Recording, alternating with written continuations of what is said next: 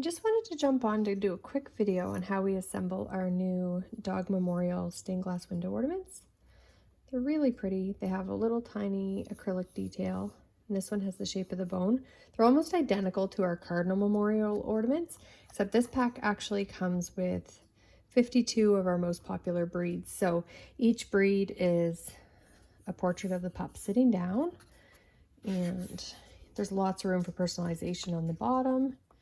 You can write just about anything, and they don't have to be memorial ornaments. I just feel like they kind of have that look and feel with the stained glass detail. And you can see there's a piece of clear acrylic in here, and then the acrylic details here. It looks really pretty on the tree. There's a little video of it on the tree on the listing as well, and it's really cute.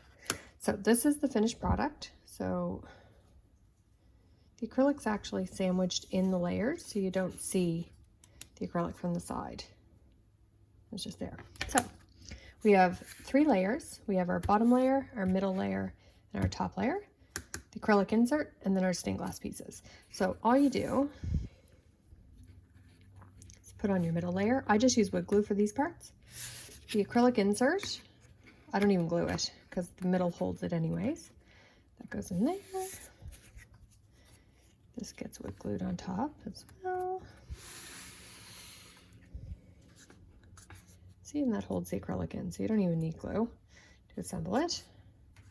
And then for your stained glass pieces, these are made with really tiny scraps that I had. Ideally, they'd all be done with 3M tape because it's really easy to assemble. But a lot of times I don't have 3M tape on my little tiny piece of scrap and I can't be bothered. So these guys here, if there's paper on the back, just peel it off.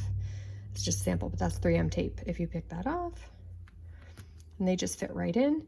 And if you don't have them taped, I like to use this. And I just put a little dab in each hole, and then the stained glass pieces just fit in, just like a puzzle. You could do these in any colors you want.